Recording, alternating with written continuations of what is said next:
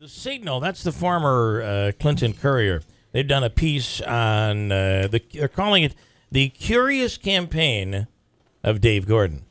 And it is kind of a curious campaign. Like, I'm of the belief that someone might have set him up to run in order to create a bit of chaos.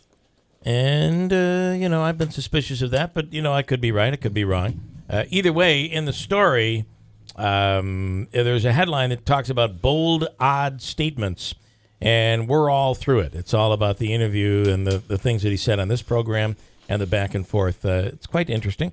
It's The Signal. You can look for that. Also, here's an interesting one.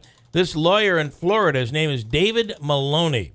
David Maloney. Listen. So, truth Which is not. or not, this guy is so anti-DWI, is searching for an attorney right now to represent him after he was arrested for DUI. Truth or not? Is it true or not? Yeah, the guy that just was doing the commercial. And so the question is, he is a well-known anti-DWI attorney. He will not accept, if you're a drunk, he will not take the case. So, truth or crap? Was he, did he, in fact, get arrested for DWI? We often rail most strongly against those to whom we have the most in common. So I'm going to say that's true. That's a nice, eloquent way of saying that. And it is true. He was arrested for DWI, or DUI, they say in Florida. According to sources, the Florida Sheriff's Department spotted a Lamborghini speeding in a 35-mile-per-hour zone in a 1600 block. The deputy pulled the car over. The driver turned out to be, yes, that attorney. After speaking with him, the deputy suspected he was driving under the influence. According to jail records, he was booked into the jail at 3:35 in the morning on a $500 bond. He is known for his aggressive, slick, and sometimes humorous television commercials, advocating his law firm and their work, saying that he will never represent a drunk driver. No word on what the blood alcohol content was, because his attorney that did represent him was like, don't blow. And so the saga continues. Isn't that interesting? And you're right. When you find somebody who's so against something, how is it that it turns out like the person who's so anti-gay, and then you find out they're gay? I don't understand that. Right. The person who's so, gung-ho on going against, a certain kind of alleged criminal, you find out is... That's what they do. Doing the same activities. I hate to say, but Eliot Spitzer, the governor of New York State, is the quintessential example, right? The one objection in his commercial is that he said he was going to go after those people. He can't as an attorney. How does he go after them? I'm just going to work in the DA's office today. Yeah. Today I'm going to volunteer at the DA's office. Okay, are you brave enough to try it? A new ride hits 75 miles per hour and is the world's tallest, fastest, and longest dive roller coaster. It's called the Valravn, the Valravn. Valravn, or I don't know. I don't know, because I'm not going on I don't know how to pronounce that one. Anyway, Cedar Point is in Sandusky, Ohio, and it is the largest and fastest and biggest dive roller coaster. That is true, by the way. Just heard about it, yeah. Here's the story about a young lady, and this is kind of crazy. She was in the yearbook, has just come out. On Saturday, a high school principal in California has apologized for a yearbook misprint that identified a Muslim student wearing a hijab. How do you pronounce that? Hijab. As blank. Her last name is Phillips, but they gave her a different first name.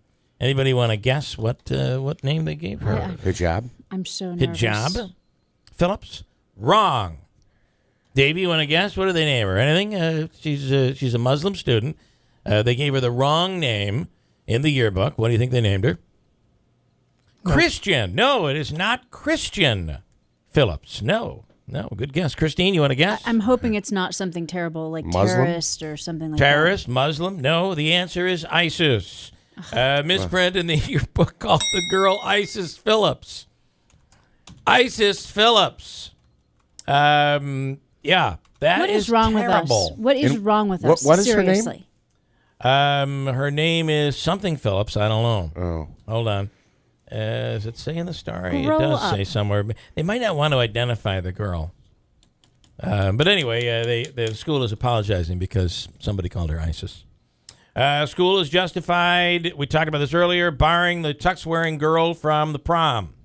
She wore a suit, and when you look at her here, she looks kind of nice in her tuxedo. She does. Unfortunately, the school said, no, you have to wear a dress. You're a girl. You're a girl. You wear a dress. He's a boy. He wears what you're wearing, okay? You can't come into the prom. We warned you, and they kicked her out. I'm sorry. Didn't Katharine Hepburn win this argument many, many, many years ago? This is more than a lesbian issue. It's more of a woman's issue. I want Vogue magazine to take on this school. The Mississippi State campus is grieving this weekend after a student died after falling off the school's what? You want a balcony? Did you say balcony, Davey? Not balcony, no. I don't know. Mississippi State campus is grieving this weekend after a student died after falling off the school's what? I'll give you a few more clues. After the school's football stadium blink. Mississippi State campus is, I feel terrible because this is an awful story, but it's one of those. You pick on Mississippi every Well, day. Christine, I don't pick on them. They just somehow make it into my news feed. It's unbelievable. Mississippi and Florida. Jumbotron is the answer. Oh, no. This kid climbed on top of the Jumbotron, for what? Probably to stand up there and say, hey, look at me. And fell. University officials have confirmed that Andrew Dembowski plummeted to his death early Saturday morning in an ill-advised climb atop their massive electronic scoreboard. Yeah. And very sad news today. The person responsible, his name is Les Wass. Anybody? Les Wass? You know who he is? Mm-mm. We all should know because he is the creator of Mr. Softy. Oh. Ice cream. He has died. Yeah. And we don't have them around here anymore. We used to.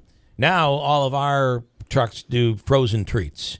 But Mr. Softy does actual soft ice cream cones. And I remember growing up in Ilion as a young kid, there was a Mr. Softy truck that came around. Milkshake in his honor. Mm-hmm. I'm enjoying it right now from Stewart's. This woman is complaining. She has been fired because she complained about her boss's perverted advances. This is like old. What is like old time stories? We've gone back like 50 years with these stories today. I'm not going to get into it anymore. It's just stupid. And a creepy Hitler sculpture was auctioned off over the weekend. Did you see what it sold for? $17.2 million. It's Hitler on his knees, just kind of standing there, looking quite interesting. But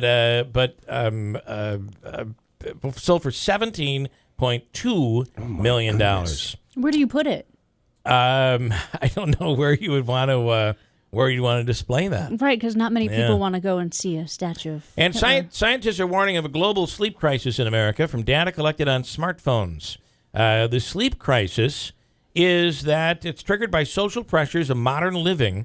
A new study based around a smartphone app has claimed. Scientists from the University of Michigan have been tracking the sleep patterns of people from around the world. They've been analyzing data based on the age, based on gender of people, alongside their exposure to natural light where they slept. Sleeping patterns across 100 countries were analyzed. The effects of society on sleep remain largely unquantified.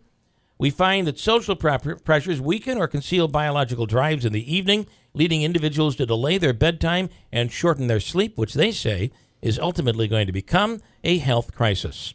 I'm of the belief that if you could just stay up 2 hours longer every day, then you take 2 hours times 7, and then 52 weeks out of the year, and then add that by years, you're adding years to your life.